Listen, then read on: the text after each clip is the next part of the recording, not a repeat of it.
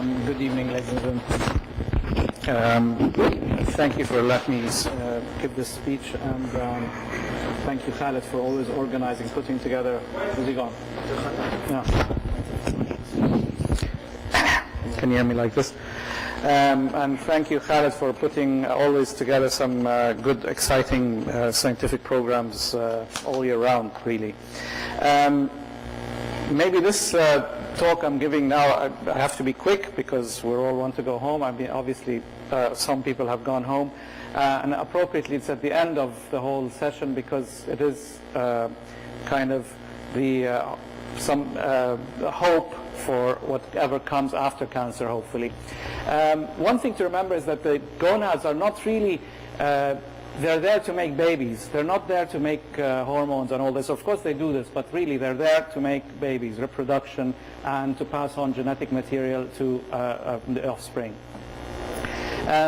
If we look at the life expectancy in general, the average person lived, a man lived at the turn of the previous century at around 46 years, and a woman was 48 years. And now the life expectancy in general has nearly doubled to 73 for a man and about 80 for a woman. And this was in the National Geographic 2 years ago, politically correct, I must say. The same issue had 4 different kind of races of children on different magazine covers, all issued at the same month. Of this baby, any baby born today expects to be alive in the 120 years. So I wonder if my daughter will remember me in 100 years from now, but hopefully this is what's going to happen anyway. So new science could really make people live longer.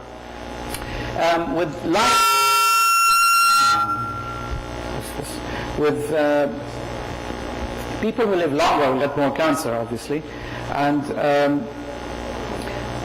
the advantage of cancer treatment has led to much improved survival rates. The life expectancy, 5-year survival rate in the past 5 years have declined by about 1.5% per year. So it's an accelerated and exciting time for cancer treatment. Women socially, as we know, are postponing having babies, and this also plays a role in has a role with fertility treatment. But the other thing that's happening is actually people who postpone, women who postpone their babies are more likely to have cancer before they even start their family. So that's what's so it has a double kind of edged sword, this situation of delaying babies. The ovarian reserve will decrease, and at the same time the cancer incidence will increase. Around 10% of women will have cancer before they're 45, and as we know, chemotherapy and radiotherapy, bone marrow transplant, all this will cure about more than 90% of girls and young women out of disease. But as we know, this will destroy their chances of ever having a baby. If we look at the cancer survival rates over since 1966 to now, in 1966 the average life survival rate was 30% in all cancers, and now it's about around 80%. And with children as well, a child in 1960 with leukemia would expect a few months of life. Now most of them are alive and well much later, although infertile. So with this advantage of living longer, there's a price to pay. But we have to improve, we can sustain and improve the survival rate of cancer, minimize its late effects. We know that children, especially if they're irradiated, 18 to 20 years later they can develop another cancer where the radiation where part of the body was exposed to radiation. So treatment as well is in conflict with childhood and growth development. A child loses the hair, doesn't go to school, all this kind of thing. So it's a bit of a traumatic time for a child and needs a lot of support. How do we risk assess for fertility preservation? First of all, of course, the health state. If the person has got a good chance to live, the consent of the person or the consent of the parents if it's a child, and assessment of ovarian reserve. It's very important because there's no point in trying to save somebody's fertility when she hardly has any eggs anyway to start with. Extrinsic, we have now the planned treatment, how much damage is it going to cause. This is another factor, and the available time between the diagnosis and treatment. So if there's an urgency, maybe we don't have much chance to save fertility, but I will go on and talk about this. And at the same time, availability of expertise. There are things that are very specific for people who are involved with fertility preservation, and it needs the gynecologist, the lab, the biology people, the whole thing, and cryosciences and vascular surgeons and all this. And this is the normal ovarian reserve that we know, and as of course it decreases by time. So, risk factors for infertility: radiotherapy, of course. Irradiation around the gonads would cause damage completely. Total body irradiation for bone marrow transplant as well will render somebody infertile or sterile. Chemotherapy, we know the high risk are the alkylating agents, and then methotrexate and others we give to people, and for ectopic pregnancies, and they continue go on and have babies. So. The disease itself also has fertility risks. Acute lymphocytic leukemia, for example, is very risk. After treatment, people are usually fertile. With advanced disease, it gets worse. So let's say body irradiation, as I said, UV or a pelvic Hodgkin's lymphoma will render, this is more than 80, it's more than 80% sterile. For an ovary to lose half of its primordial follicles, it needs just about around 2 grays, and the effect is also, as I said, the fertility, the ovarian reserve has also a way to play. So if somebody is at 7 years old, she needs 19 grays to totally destroy her ovaries, while somebody at 42 will have only 11 grays are needed to render the patient completely sterile. And also with irradiation, you have a problem with if it's a pelvic irradiation, even if you've saved the ovaries, what about the uterus itself? The uterus is smaller and it gets bigger, and it is destroyed with radiation. There's less blood flow to the irradiated uterus, and the smaller, as I said, the smaller the uterus, the more likely it will be damaged by radiation. Radiated uteruses, afterwards, people who have been exposed to radiation will have miscarriage, mid-trimester pregnancy loss, preterm labor, low birth weight, as well as postpartum hemorrhage. What about sex hormones? Somebody's rendered a baby or a child who's been irradiated and rendered sterile. Where do we start? When do we start HRT? It's not well established. What's the best regime? How much dose should be given? Of course, we needed to. If it's a woman, we need her uterus to grow and become normal. If we're planning on her getting ever pregnant again in the future. What about the options of fertility preservation? The whole thing really involves a huge team of people. I didn't mention the scientists, the lab people here, but the oncologists, pediatricians, gynecologists, and andrologists are all involved, as well as the cryobiologists and the cell biologists and people who are expert at freezing tissue, freezing eggs, and thawing the eggs or the tissue. In men, obviously, the well-established thing we do is sperm cryopreservation. In women, these are the common things that are working very well at the moment are embryo cryopreservation, oocyte cryopreservation, and to a certain extent ovarian tissue cryopreservation. However, if in prepubertal men, for example, there are no sperms, so we have to cryopreserve testicular tissue. Testicular tissue cryopreservation has never been proven to work, but it's the only thing we have. There are germ cell stem cells within the testes that hopefully in the future somebody will be able to wake them up and cause them to be reactivated and go through puberty. Although probably the puberty itself is a long process that takes a lot of time to mature all these cells, and nobody has tried to do it on humans, at least for the time being. As I said, freezing sperm is an easy thing that's done. It's been done for many years and it's been very successful. For women, what options do we have for girls and women? There's a big long spectrum from left to right. GnRH analogs to suppress ovarian function. You have also the transpositioning of the ovaries to somewhere else because the pelvis will get radiation. You can aspirate immature oocytes or aspirate mature oocytes to do IVF and ICSI. You do IVM, which is in vitro maturation of follicles by pulling out immature eggs and then maturing them in the lab under FSH and other hormone media. However, this is always only for people who have who've gone through puberty. Ovarian tissue cryopreservation is an option for people who have not gone through puberty yet.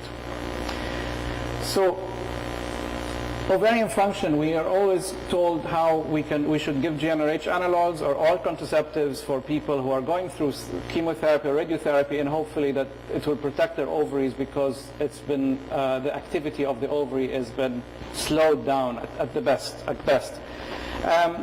However, I mean, really, common sense would let me think that if somebody's got if this does really work, why do babies have their ovaries destroyed when they haven't even ever functioned? Okay, so this is really doesn't really work. Okay, to help preserve ovaries. Embryo cryopreservation is the most successful and very commonly used, optional for normal IVF cycles, but it's a very good thing for ovarian for fertility preservation. However, the person should be married or has a partner, knows that this partner is who they want to be with for the rest of their lives, at least, because otherwise, they have embryos and they don't know what to do with them. And they have to have gone through puberty, and there is a need to delay cancer treatment for at least one cycle to pull out enough eggs to make a few decent embryos to freeze them, because the embryo quality as well makes a big difference to the success afterwards. When somebody's going to go through whatever treatment, and they will never have eggs again, and that will be whatever embryos they have. If they have 2 or 3 miserable embryos, they're never going to get pregnant from them. Legal issues is a big problem in this situation, especially people going through cancer treatment. The married couple might not stay together. Many social, psychological stress, whatever, physical debilitation, and then there'll be court cases fighting over these embryos that are frozen in some lab or another. Dr. Khalid, 2 minutes, please. 2 minutes, okay. And a half. And I wait. Oocyte cryopreservation, you need there's mature eggs or immature eggs, and then you do in vitro maturation. As I said, they have to be post-pubertal, and they need to be delayed in cancer treatment. Ovarian cryopreservation tissue can be done at any age. There's no need to delay cancer treatment, but the problem is it needs expertise of harvesting, stripping out the cortex of the ovary, and then how to freeze it and what's the best way to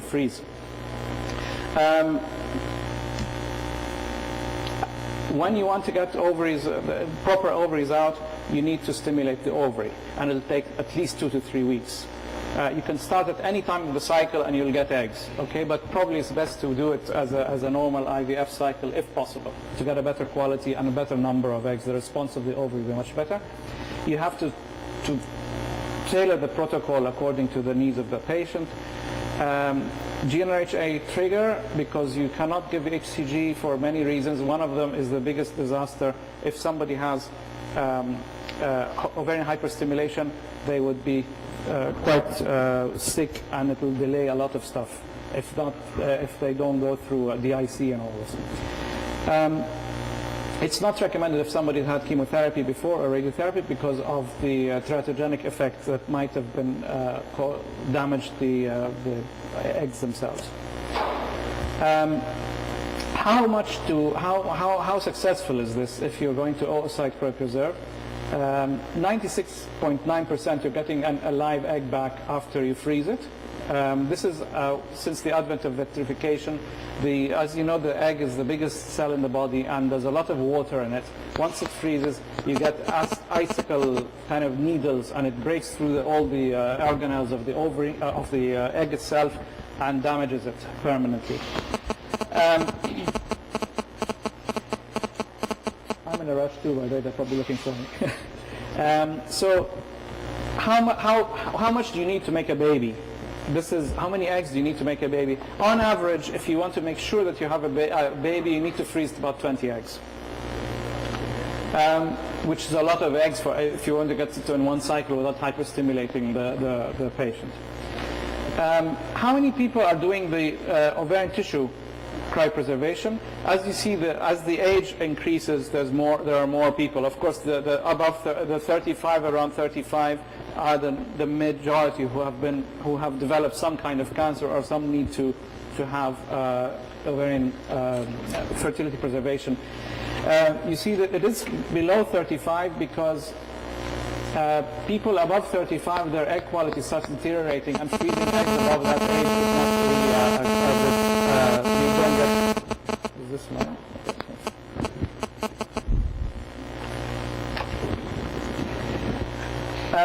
How do you harvest? As I said, it needs skills. How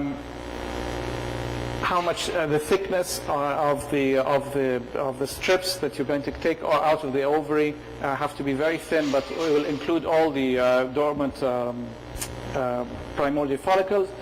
The problem you get is hypoxia or hypoxic injury, dehydration, and freezing. When you freeze, there is damage. And slow freezing, as opposed to fast freezing, is the better.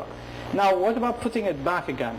Putting the embryo, the ovarian tissue back again, you lose about 50% of the primordial follicle just by thawing it and putting it back on it, because it takes about 5 days for revascularization to take place. So the tissue that you have, it remains avascular for about 5 days at best. Another massive problem is that when somebody has no estrogen, their FSH is really high, and you've put these follicles in there, and there is no, because the follicles are so dormant, there is no AMH being produced at all, and you get a massive amount of depletion of the primordial follicles from the tissue that you've transplanted. This is how they transplant. There are many ways. You can put the ovaries, the tissue where it belongs, or you can put it anywhere in the body. Where it belongs is better because spontaneous pregnancies have taken place, back on the ovary or in the pelvis if the ovary is not there. This is how an FSH looks after you transplant the ovaries, the ovarian tissue, as you see the FSH dropping. This is one case to show you how the damage happens because of the FSH. They have to do a double, they put one piece of ovary in, they wait for the FSH to calm down when the AMH starts rising, and then they put another one in, and then the person continues. So that's another way to do a double transplantation. If there is a problem with the ovarian tissue, because you can transport cancer back into a person who's had who's been cured or in remission, And what you do is you can isolate actually the follicles themselves and grow them in the lab artificially. That way you don't produce, there is no chance of passing on the cancer again. What is known at the moment is it's very difficult to tell you how many patients in the world have had their ovarian tissue back again, but there is a 60 case report, and there is a pregnancy rate of 23%, live birth rate, which is extremely good. The young children are the ideal people for this. There hasn't been any pregnancies reported from any tissue that has been harvested pre-pubertally yet. Nobody's come back for them, at least. What about the future? In vitro maturation of ovarian tissue in culture completely, without putting the ovarian tissue back again. And this might be a method of curing somebody who has epithelial cancer even. What you do is you can culture the cortex of the ovary in the lab, pick up the developing follicles, and get a mature egg of it. And then once you get the egg, you can just put it back in again. Hopefully, the rest of the pelvis is functioning, and there's a uterus there. You need a uterine transplant. And isolated primordial culture in the lab, as I said, you can actually pick the follicles out and put them in alginate, and you perfuse them and give them FSH, and they actually grow, which we call artificial ovaries. Stem cell, of course, everybody's talking about stem cells, so you can actually make eggs and sperms out of stem cells. You can actually make eggs out of male and sperms out of females from stem cells. So this is the thing that's happening at the moment. It'll be at least 10 years, I think, before anything is available for humans. Although if you go on YouTube, you'll see many doctors in Egypt and Jordan and whatever talking about how they've cured people with stem cells who are sterile. They deserve a Nobel Prize of medicine. The other very interesting thing is actually freeze drying, lyophilization of eggs, sperm, and embryos. If you're familiar with the labs, they have it's a lot of tedious work to actually freeze and store the things. Basically, if you can lyophilize your eggs or sperm or embryo, take it home in a plastic, well-sealed plastic box without anything, put it on the shelf, and then once the time comes you want it, you can go back to the lab, they put some fluid on it, it starts growing again. Okay, so this is the new thing in the future. So fertility preservation is well established and is very important for what we're doing socially as well as for cancer. It needs a lot of big teamwork. It should be discussed with everybody who's going through cancer treatment. There are ways not to waste time, as I said, by tissue preservation. And it gives people hope in that there is something in the future. There is a light at the end of the tunnel of their treatment, hopefully. Thank you very much.